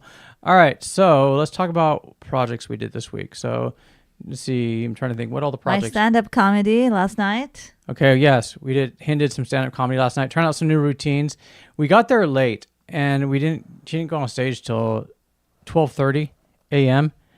And it was a new routine, so we won't play any just yet. We'll let her iron it out a little bit. Maybe by next week. By next Saturday, we'll have some video of the new routine. So we're making some jokes about current events, that kind of stuff. And what else? So I put a couple of reels up. One, Trump was talking about taking over Greenland. Yeah. So that reel was funny. So we made let me find it here. Greenland. Wait, hold on, babe. Okay. All right. While you look for this specific reel, I'm gonna read some comment on YouTube. Okay. Morogue محسن says ليه بتتكلموا إنجليزي؟ مروق لأنه جوزي ما بيتكلمش عربي فبنضطر نتكلم إنجليزي. احنا آسفين إن ما بنتكلمش عربي. الحان السماء تسأل ترامب الرامبو النرجسي المتعجرف الصهيوني هو زوجته تقول أنا مهاجرة. شنو هي أمريكا خبصنا بيها؟ ترامب راح من يموت عود راح ياخذ أمريكا وياه. She's like, let me translate her comment for you. Okay. She says, Trumpo, Rambo, the narcissist, the arrogant, the Zionist. His wife says, I'm an immigrant. Does America belong to him? Is he going to take it when he dies? Why does he want it? I don't know. He's a character. He's an anomaly, that's for sure. ظاهرة. ترامب يقول لك ظاهرة. ترامب هو ظاهرة. All right, so Trump is talking about taking over Greenland. So this is with the cult character, because I think cults are funny. Thanks to Trump, America is returning to traditional values like conquest. That means it's time to find a people poor in spirit, but rich in natural resources, and also defenseless. Hello, Greenland. Greenland, my friend. For you, only the best. You want smallpox or a reservation in Oklahoma? Hard choice, I know. Wait, what would Jesus do? I wonder what God says about taking land. If you open your Bibles to Genesis 12:7, it says, To your offspring I will give you this land. Sounds pretty cut and dry. Looks like Greenland belongs to me. I would say Kuyanic, but it's probably time for you to start learning English. What's that? Can they have it back? No, they can't have it back. Thou shalt not steal. Jesus Christ, tell those squatters to read their Bible. So big. Rawr. Okay. So anyways, Thanks to Trump, America is returning to... All right, babe. Yeah. So anyways, that was, you guys, if you're in the Middle East, you may not get the jokes there, but smallpox is kind of how a lot of Native Americans died when Europeans came here. And then a lot of Native Americans were forced onto reservations. Reservations were in places like Oklahoma. So it was the joke is like genocide again. I don't know. Someone on Facebook, Abdullah Muhammad says, I want to ask a question. Go ahead, Abdullah. اسأل السؤال واحنا نجاوبك. اسأل. اكتب لنا السؤال. Amun is asking me to go back to my old content. I'm actually making some of my old content on YouTube, such as vlogs and comedy sketches. I have very recent videos of my old content. You can also follow me on Instagram and TikTok. I put a lot of comedy sketches on there, and they're really funny. And that's my old content. Old is gold. I agree with you. Yeah, we've been making reels out of some of Hind's old videos lately too. But the old content, she does a lot of the stuff that she used to do. I see comments like that, and I just wonder if sometimes people would follow you at certain phases in your life, so they would see you as a certain way. But if you go back and look at her old content, it's very diverse, and she's got a lot of different things she does. But yeah, that's comedy. Thank you. Someone on Instagram said, your husband is comedy. And then Ben Qosin, in brackets, in between brackets, she said, hashash. You know what hashash means? No. Someone who does pot. Oh, hashish? Hashash. Hashish. Hashash means you smoke marijuana. Oh. But that's the literal meaning. Okay. But in Iraqi, hashash means a funny person. Okay. Comedy person. Hashish is I think it's like made from marijuana. It's a drug. Oh, really? Yeah, I think hashish? It's like, yeah, hashish, but it's like I don't know. It's not something that's common in the US. It's more we got a call. Here we go. Let's go. Hello? مرحبا. أهلا وسهلا. Answer. Hello? Yeah, I think it's hashish, but it's like a... Hi. It's common in the US. Hi, how are you doing? Good. We're good. How are you? Oh my God. He has a bad connection. Bad connection. Hello. Hi. Hi, how are you doing, guys? We're doing great. How are you? I am good, thank you. What's your name? How are you? I'm Muhammad. أهلا وسهلا Muhammad. How are you? Hi, I am good. I'm doing well. Are you calling from Iraq? Actually, yes, I am from Iraq, and actually I am listening for the beginning, but never have time to call you. So I really appreciate this idea to become to talk in English, and so sometimes we are practice with you. Yeah. Good. Yeah. How did you learn English? So I learned English, I don't know, maybe because my work, because I was working a lot and traveling a lot, and then that's why it's interesting. I am not really good in English because actually my wife, I met her, she's European, okay, from Europe, before 6 years ago, and I learned her language. And then I began to learn English. Maybe because my work, because I work with a lot of people teams from Europe, they speak in English. So it's became like nature, Second nature for you. Yeah. But it was hard for me in the beginning. And then it's became, not hard, actually. It's Hind, I know you live in Iraq maybe, but I know you not long time. But I don't know if you remember or not. But if you start to learn a new language in Iraq, everyone he will say something bad about you, you are higher education or something like that. So, you'll be made fun of. Shame about yourself. Yeah. So that's why maybe, and also all the school and the system education in Iraq, it's not really good. Just teach you simple things, and it's really I hope one day they will figure out the new system to teach all the kids now. The new system that's been working, that I think is working, is a lot of kids are watching movies That's the new system nowadays. Like watching a lot of content in English. Yeah, That's how they learn. But like the teacher, like for example, now you are in America, and the education. The teacher make you love the class, But in Iraq, it's totally different. It's like really difficult for them. Like it's make it like harder for them. I don't know. It's like. You mean the educational system in Iraq is not that great with Yeah, teaching English? Yeah. I believe it. I disagree with you to some extent because Explain for me. I was a teacher here and we taught kids Arabic as a second language at the school that I was working in. I was not the Arabic teacher. There was an Arabic teacher there, but it's really hard to teach kids a second language. Like even those American kids with all the programs that we had to teach them Arabic, even though we had technology in the classroom and advancements, but at the same time, it's really hard. It's really hard to teach kids. Sorry, Hind, I understand it's really hard to teach the kids like another language, but the kids like they are open, like they don't have anything.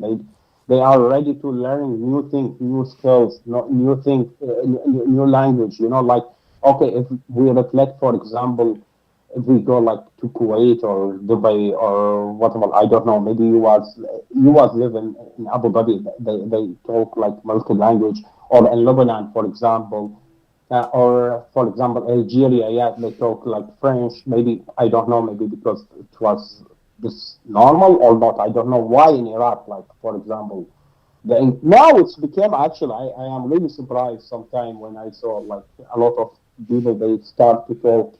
Yeah, that's what I'm talking about. The young people. Especially Korean language, Korean, because maybe they watch a lot of series and they like. Yeah, that's what I think is true too. Like they watch a lot of TV shows and movies, and they learn from that. It's better.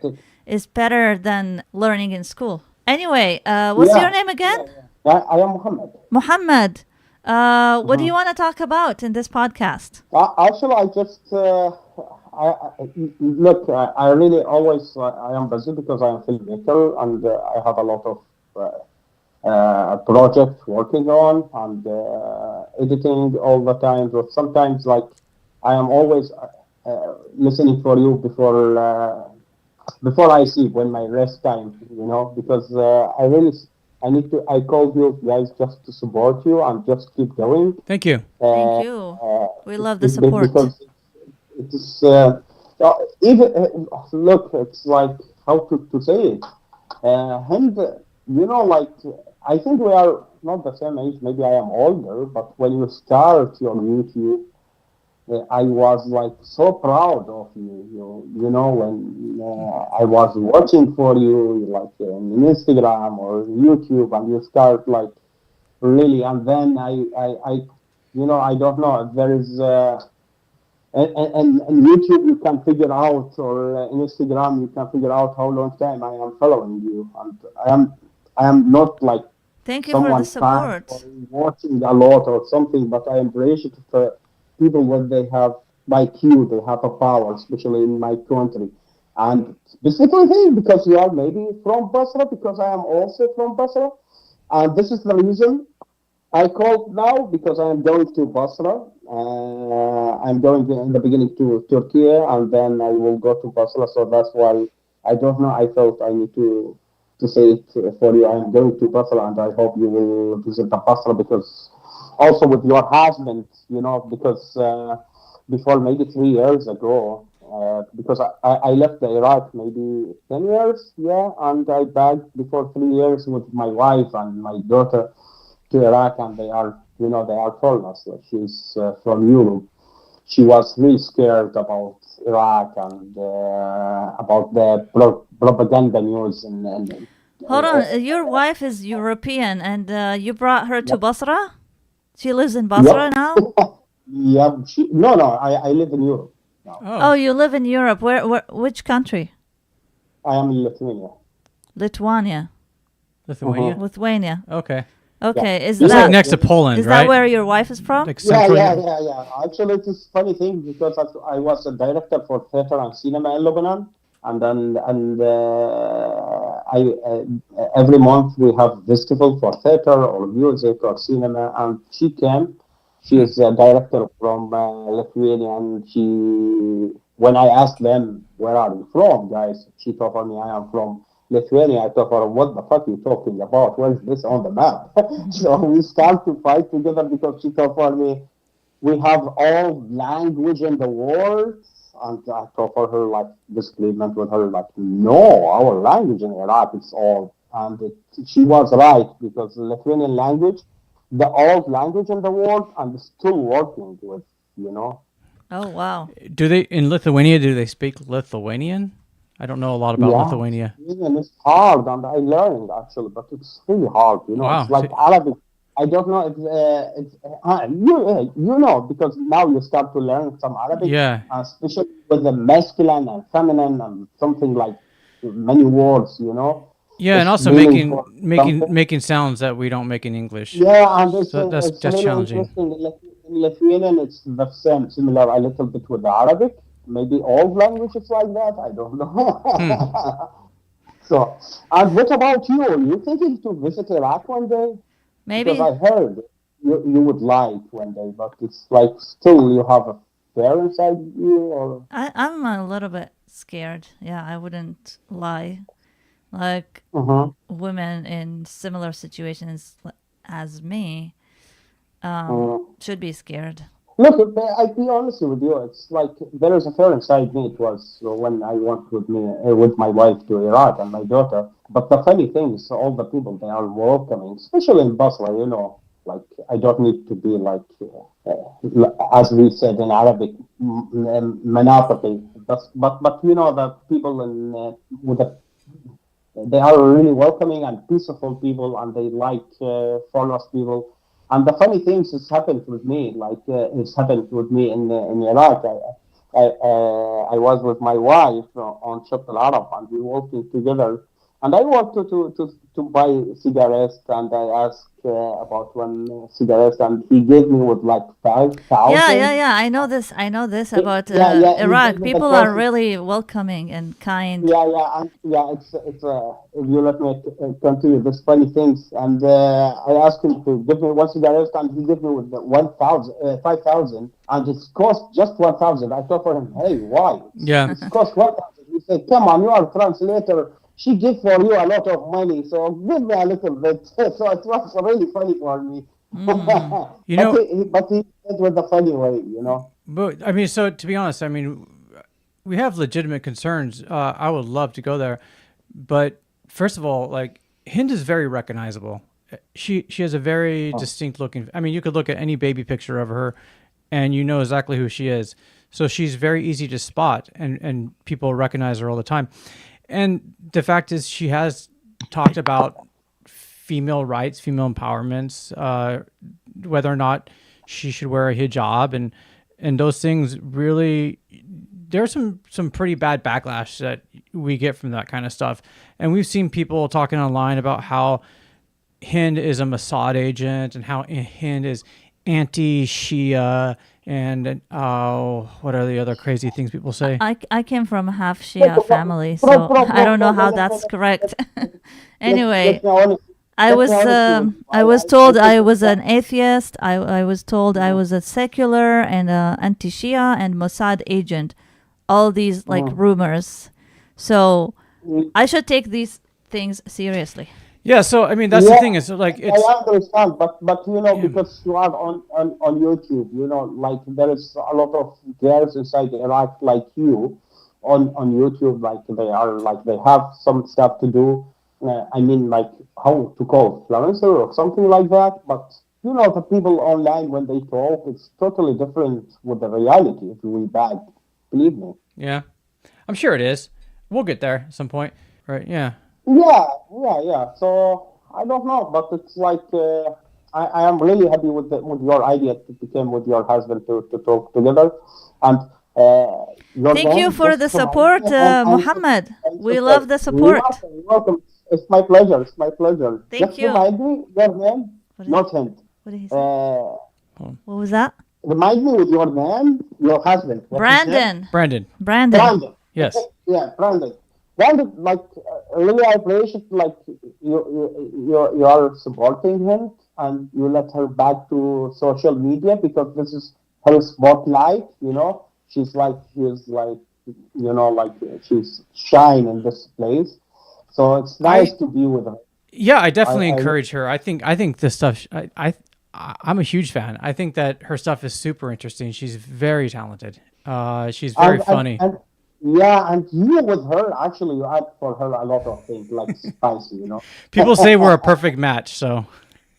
Yeah, exactly. So I'm really happy to you guys, and I would like to talk a lot with you and to discuss a lot of topics together in the future. So I hope you developing this your podcast. I know there is a lot of technical things and you don't know how, but maybe I sometime when I looking for something beautiful, you know, I would like to be more beautiful, more perfect. I mean, with the lighting or something. Just I am sorry. Maybe I will write for you message, guys, to recommend you with something. Because I believe it's Go easy ahead. to get Yeah, stay in touch. Thank you so much for your call. Because this is my work, you know. Like even also I am going actually to Iraq to do my podcast, but it will be like totally different, not about like that. All right, hit us up. Let us know when you do your podcast. Let us know and send us the link. We'll promote it. We'll be supportive. Yeah. Thank you so much. Thank you. On Ramadan because she know Hind in Ramadan all the Arab arts people they are working for Ramadan. So yeah, so I became with my podcast to do like to talk about the people who they have really interesting story and at the same time they did a lot of things to Basra. I mean, I will meet with the people from cinema, theater, or something like that. But yeah, so I will not take a lot of time with you guys. I talk a lot, but I am happy to talk with you. It's my pleasure. It's our pleasure too. Yeah. Thanks for the call. Keep going, like, always, guys. Like, and Brandon, please always show for us more reels. Reels, it's called reels. Yeah. That's what we're working for. Thank you. All right. Thank you so much. Thanks a lot. And because I need to go to airport right now. Okay. All right. Safe travels. Take care. Safe trip. Bye. Bye. Bye. Thank you so much. Okay, so he lives in Lithuania. Yeah. You know what he reminds me of? What? The Lebanese guy we met yesterday. Yeah, a little bit talkative. Let's see what else. What are some of these comments over here? الحان السماء says شنو أمريكا كانت أرض واسعة خالية ما بها شيء غير بعض الثروات الطبيعية القليلة. هي تعتبر مقارنة بغير بدولنا الغنية هي بكل شيء. المهم أرض أمريكا هي كانت خالية وأصحابها الأصليين هم مو من أهل ترامب. She's basically saying Trump is an immigrant and Trump is not an American. America was an empty land with indigenous people. And technically it wasn't empty. She said it's empty with some indigenous people in it, and they're not Trump's family. Oh, well, people migrate. I mean, you know, people migrate. She has strong feelings about Trump. Most people do. Yeah. These feelings are valid, I think. We'll see. Yeah. So speaking of you Trump, have the right to feel the way you're feeling right now and be really mad at Trump. So speaking of Trump, there's one other reel I put up. So he wanted to rename the Gulf of Mexico the Gulf of America. So I got with one of my friends who's from Mexico, and I started. I just wanted someone who could say like "Hi caramba," and I know if I said it, I would look racist. So I called up my little Mexican friend, and we made this video, almost like a commercial. Is the sound on? It's the Gulf of Mexico closeout. We're changing names, slashing prices. Everything must go. With all its ships and anchors, nobody noticed the anchor baby the Gulf used to sneak in the back door via executive order.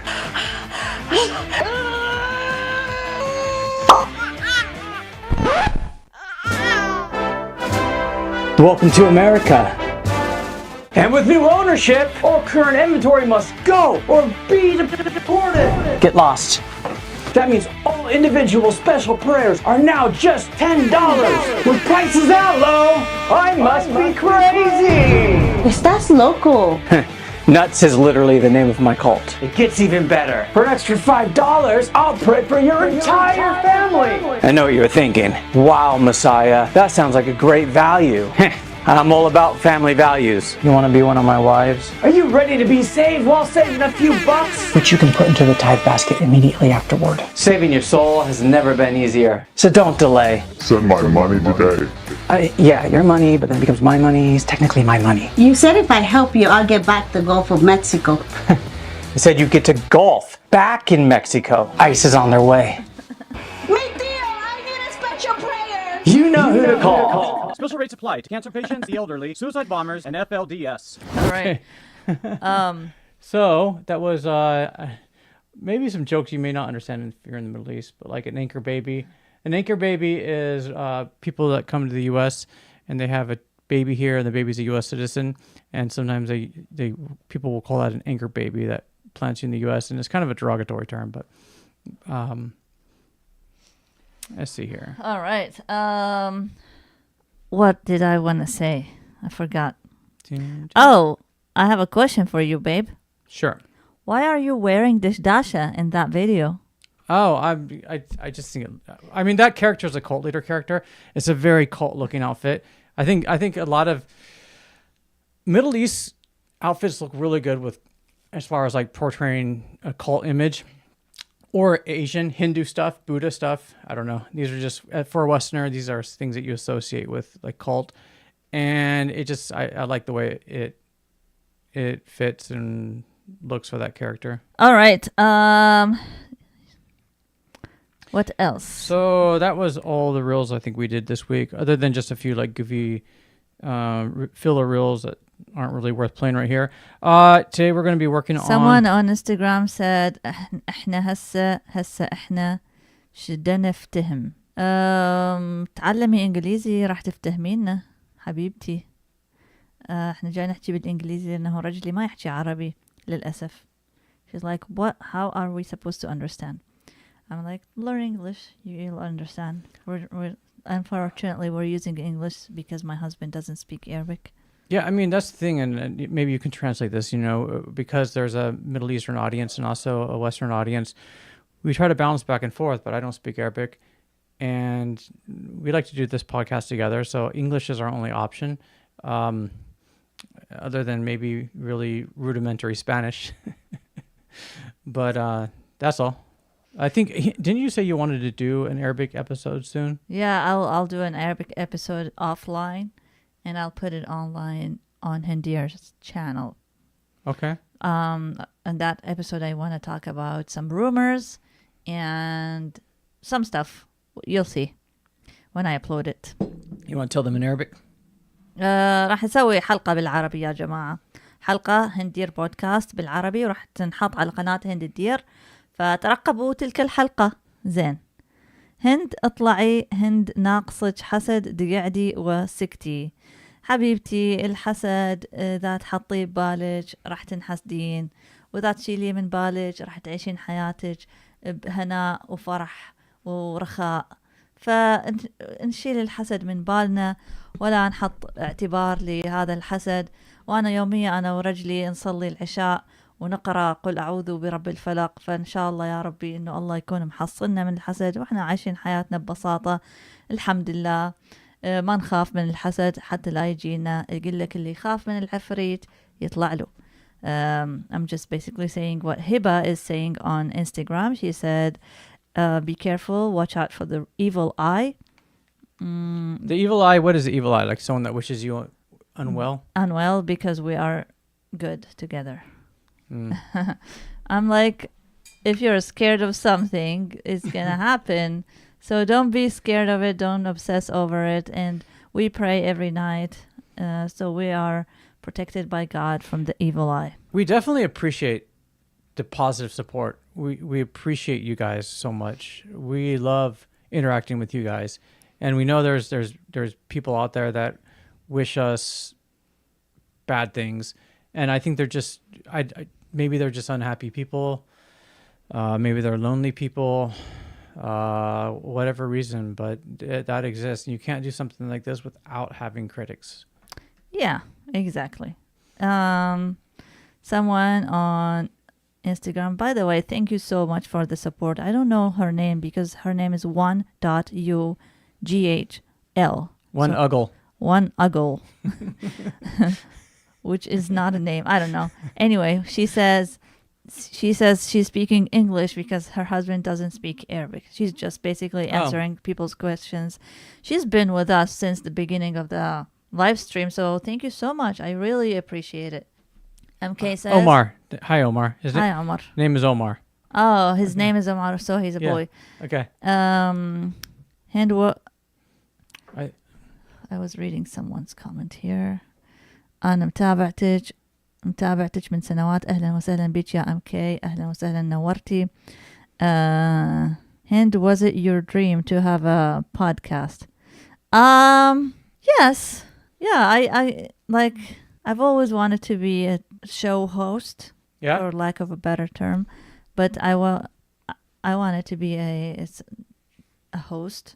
So we're hosting the podcast, and we're trying, and we'll see where it goes. You know, we're still learning. We're in the beginning, but we're not very good at it. We really yet. appreciate the support. If you support us, we really appreciate people calling us and interacting with our show, and we'll go from there. We'll see where it leads us. I mean, this is the way things have evolved. This is the way current media works, and this is the way people interact. But it's a community, so it brings us together and lets us share ideas and it gives us a reason to get to know each other, which we really appreciate. هلا وهنودة شلونكم حبايب قلبي. أهلا وسهلا بيك يا Lily showed. Hi, Lily. She says hi. How are you? We're good. How are you? We're good. How are you, Lily? And أهلا وسهلا بيك Lily. نورتي البث. Hiba asks another question. Actually, this is the girl who says, be careful, watch out for the evil eye. Mm-hmm. She said, you are a sweetheart person and very kind, and may God bless you. Thank you, Hiba. Thank you. She said it in Arabic, so قالت أنت إنسانة طيبة وعلى نيتك الله يحفظكم الله يحفظك يا هبة. شكرا على هاي الدعوة الصادقة. Lean asked, have you started preparing for Ramadan? Not yet. When is Ramadan? It's in March. It's coming up. Coming up. Yeah, we should start preparing for it. Definitely. So much fun. So much fun. My husband loves it. He loves to fast. It's his favorite thing to do. Here's the thing with Ramadan. All day long, you're miserable because you're starving, and then you gorge yourself at night. I think I gained weight during Ramadan. Yeah, we both did. We went to family's house and they just fed us nonstop. So I thought at least I would lose some weight or something, but I came away fatter. Babe, you're a new Muslim. It's fine. Mm-hmm. Alhan Sama, no one from my family will vote for the midterm elections. So she basically said her family voted for Trump. That's her comment in Arabic. Says her family voted for Trump twice, and they're not going to vote for him again, and they're not going to vote for any politician again, because he's Zionist. I didn't vote for Trump, but I didn't vote for Kamala Harris either. But during the midterm election, I will definitely vote, and I will vote all Democrat intentionally to prevent Trump from having a majority in office, because without a majority, there's less he can do with any president. So it's always good to have power divided in the government. So we voted for Green Party. Yeah, Jill Stein. Jill Stein. There you go. Yes, because she was actually anti-genocide. Mm-hmm. She was not supported. Her campaign was not supported by AIPAC, so she lost. That Jewish anti-Semite. Mm-hmm. She hates herself. She's a self-hating Jew. But if she was pro-genocide, she would be a self-loving Jew. Yeah, I mean, technically, you're not even a Semite. Being a Jew, loving yourself is all about agreeing to what Zionists do. Yeah. Anyways. To some people, according to some people. We can move on to some real picks if you want. What's that say? Oh, Warmonger Maniac. Alhan Sama says, like this racist warmonger maniac. Pete Hedges, Hickstaff. Too ugly. She hates Trump. She really hates Trump. I hate some of his cabinet picks. Very strong feelings for Trump. Pete Hedges and Mike Huckabee. And she hates him for employing Zionist people in his cabinet, basically. I mean, he got paid millions of dollars to please them, so he has to do that. He has to hundreds of millions of dollars. Yeah. Like it's just the way things work right now, and it's a very corrupted way of things working. But it's just really hard to respect somebody when they're openly trying to hurt other people for their own political gain. And right now, that's how I see it. And it's hard to change my mind. I would love to be happy with Trump. I would love to think like, wow, he's doing a lot of great things for my country. And he might, and even if he does something good, doesn't mean that the immoral things he does aren't immoral. It doesn't change the fact, and we'll see what happens, I mean, even the fact that he got all the money from Israel, thank God Trump has a bad track record with hush money, so it might not work. Yeah, babe, I don't think Trump is a dummy. He'll do certain things for Israel, but he would not make it like if it's against the interest of America, he will not go for it. I don't know. He's not very manipulatable. He's not like Biden.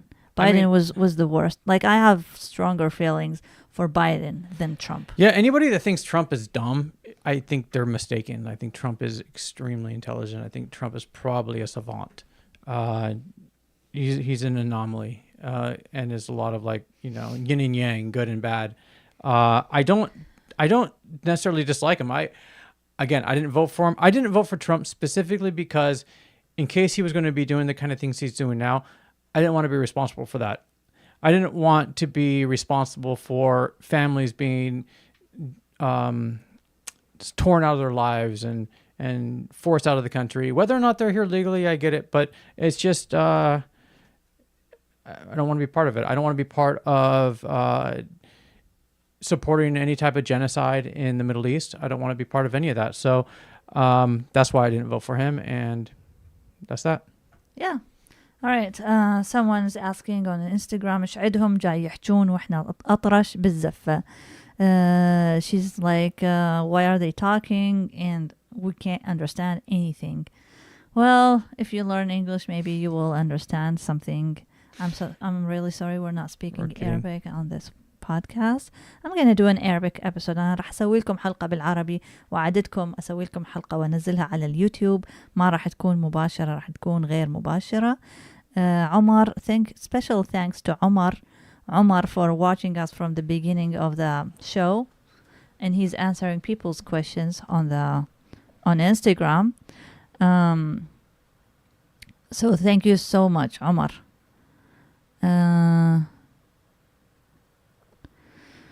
All right. هند قلتي انتي من البصرة فد مرة وين كنتي بالبصرة؟ حبيبي يا رضوان، أنا من البصرة وما عشت بالبصرة مع الأسف.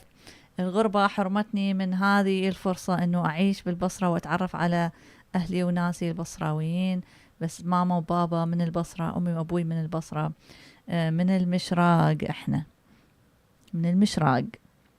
وألحان السماء تقول شوفوا عزيزتي، إحنا ناس محافظين مسيحيين، لا إحنا ما نحب ولا واحد من السياسيين سواء يساري أو يميني، ما عدا كم واحد من اليمين يعجبنا، بس طبعا ما راح اليهود يوصلوه ويصير رئيس، يوصلوه ويصير رئيس، مثل فيفيك راموسي رمسومي. أنا ترى مو شاطرة بالأسامي، كتبيهم بالإنجليزي حتى أعرف أقراهم. أسامي الإنجليزية كتبيها بالإنجليزي. She basically says she's a Christian, she's a conservative Christian, but they don't like all this politics left and right. They like some right politics, some politics on the right. I mean, you can't be a self-governing society without taking part in some level of politics and civil society. Yeah, but she said they like some politicians that are on the right. Oh, but, yeah. But at the same time, these politicians are not gonna become president because they're not Zionist. Yeah, I mean, you're right. It would be hard to become president if you were not Zionist. In fact, you would have too many people working against you, paying for political ads, supporting your opponents. I don't think you could become president. In fact, to be honest, like, I think that Trump is probably the single best shot at ending the conflict between Palestinians and Israel, just because he's such a character and such an anomaly. I think Kamala Harris would have been worse. I think Kamala Harris would have just kept doing what they were doing. Nothing would have changed. It would have just continued being bad. Maybe with Trump, he'll do something. He has done things. He's made gestures that are kind towards Palestinians. He's made gestures that seem humane. But at the same time, he did things like asked Jordan and Egypt to help Israel ethnically cleanse Gaza and the West Bank. So. Let's read some comments on Instagram. Let's see. البصرة صارت حلوة، تعاي زيارة، أنصحك تبقين بالعراق للأسف. رضوان wants me to go to Basra and live in Iraq. Maybe someday. Maybe. ممكن نجي للبصرة بيوم من الأيام. أنا بدي أشوف بيبيتي. My grandma is in Basra. I want us to go sometime and visit her. Yeah, Lean Shakir asked if you're thinking about living in Iraq. No, we've definitely talked about living in Iraq, and it's maybe an option at some point. Definitely. Lily is asking, after 20 years of marriage, I found out my husband is a narcissist. What should I do? Lily تقول اكتشفت بعد 20 سنة زواج انه زوجي نرجسي، شو اسوي؟ اكو معلومات هواي هسه عن الموضوع النرجسية وشون تتعاملين ويا النرجسي وشنو افضل طريقة وافضل حل، ويعتمد على حالتك انت وعلى موقفك انت، ويعني كل نرجسي يختلف عن النرجسي الثاني، فلازم تشوفين المصادر الصحيحة. انا اكو دكتورة كلش احبها اتابعها باليوتيوب اسمها دكتورة خلود، هي متخصصة بالنرجسية، فخلي ابنك يراسلنا، خلي ابنك يدزلنا مسج حتى أعرف له هو رقمه، حتى أدز له رابط الدكتورة خلود، بس يذكرنا أنه هذا ابنك رقمه. I told her there's a lot of information on how to deal with narcissistic people like on Dr. the internet, Ramani like stuff. Dr. Ramani, but she speaks Arabic. That's why I told her about Dr. Khulud. Is a good resource. She has a lot of videos about narcissistic behavior, because we don't know her specific situation. We can't give her advice based on her situation. She knows it best, and there's a lot of types of narcissism. So I would go look for resources. That's what I told her. Go look for resources, and if her son can message us, I can send him the link of Dr. Khulud on YouTube. We can send a link to. We can even maybe text it to Lily on Instagram afterward. Oh too. Yeah, we can do that too. Yeah. All right. What's your husband's name? Brandon. زين.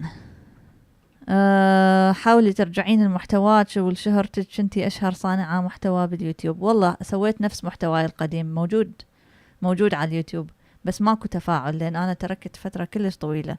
فأنتوا اللي تصعدوني أو تنزلوني، إذا تريدون تتابعوني وتصعدوني تتابعون المحتوى اللي أنا نزلته على اليوتيوب اللي هو يشبه محتواي القديم، موجود زين.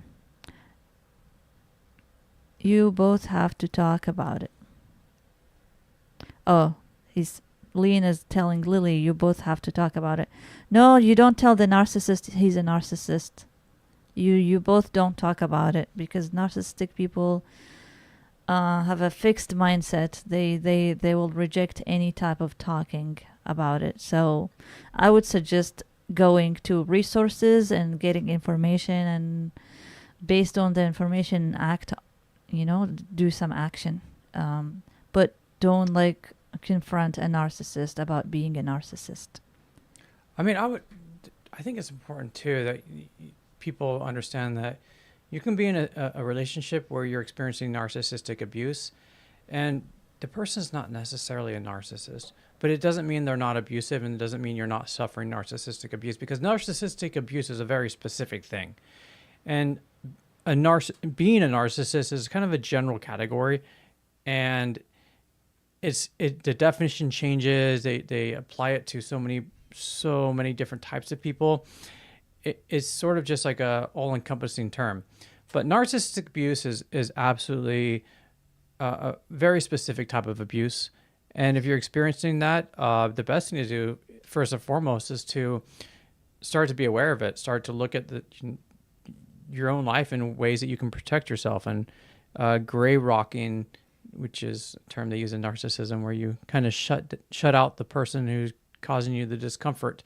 But usually if you're in a situation where you've been bullied and underappreciated for a long time, it's unlikely the person is going to sit down and listen to what you have to say. If anything, if they're just really annoyed, they're going to sit down and act like they're listening to get you to calm down, to get you to be quiet, and then they'll go back to their typical ways. It takes a lot to change someone, and they have to want to change. So you can't just change the narcissist. You can't change anyone. You can't, yeah. Not just, I mean, it's just that kind of behavior, abusive behavior. People who abuse other people tend to always abuse other people.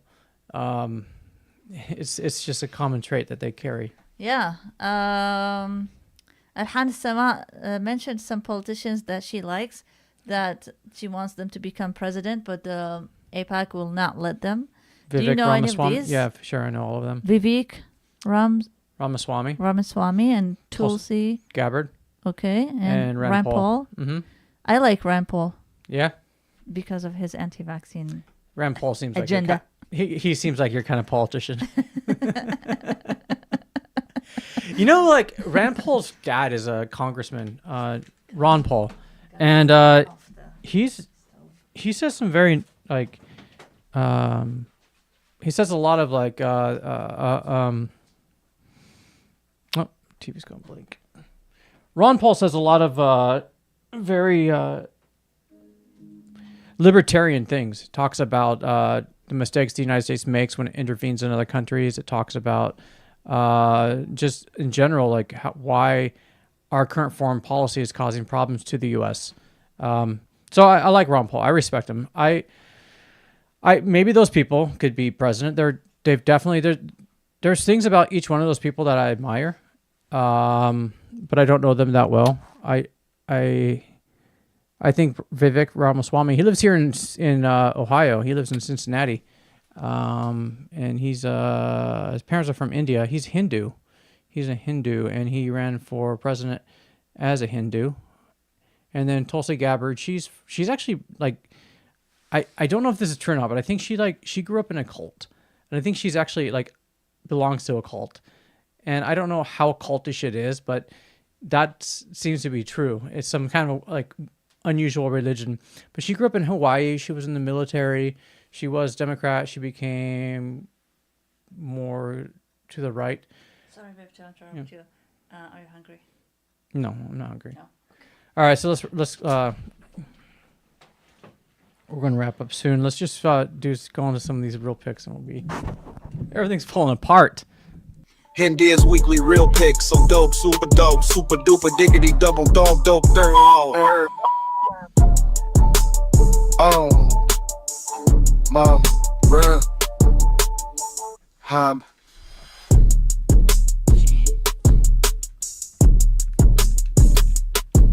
Hind Deer's weekly real picks, so dope, super duper diggity double dog dope dirt. Oh no. Okay, so where is the screen? Where's Safari? Technical difficulties.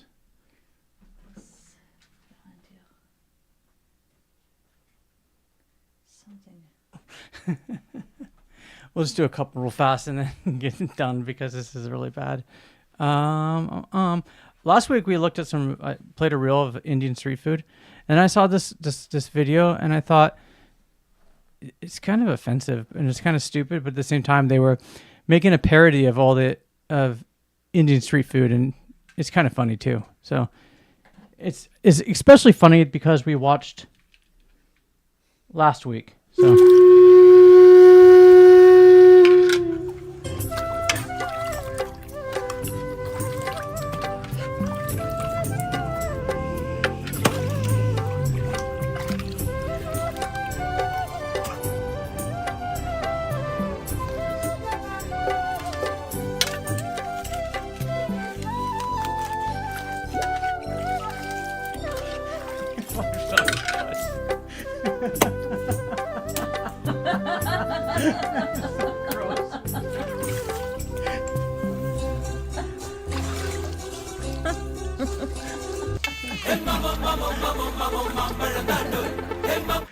So anyways, I mean, that's the thing, is that's just like really, it's kind of, there's some really gross videos of Arabic street food. Someone said the Instagram live stream stopped. I think we can wrap up by now, babe. Okay. What do you think? It's been 2 hours. I would like to give a special thanks for Omar from Instagram. He was with us throughout the whole live stream and he was commenting. Also, I would like to thank Alhan Sama from YouTube. She was, or he, I don't know if it's a girl or a boy, but they were with us the whole time. And they were commenting, and that means support. They were supporting us, and thank you guys for the support. I know we kind of suck in the beginning of our podcast journey. We don't have much experience, but you being there and supporting us and being interactive with us means a lot to us. So really, really thank you for doing that. And yeah, that's it. What do you have to say at the end? That's all I have to say is thank you very much. It's been fun. And we'll be back here next week, same time, and we'll have a new topic. And again, throughout the week, if you guys have ideas for topics, text us. You can also text us on this WhatsApp app. We don't answer, if people call during off hours, we don't answer it, but if you text us, we'll see your text and we can read it, and if you have show ideas, let us know, and we can cover them. Yeah. So that's about it. That's about it. Hopefully we see you next week, same time.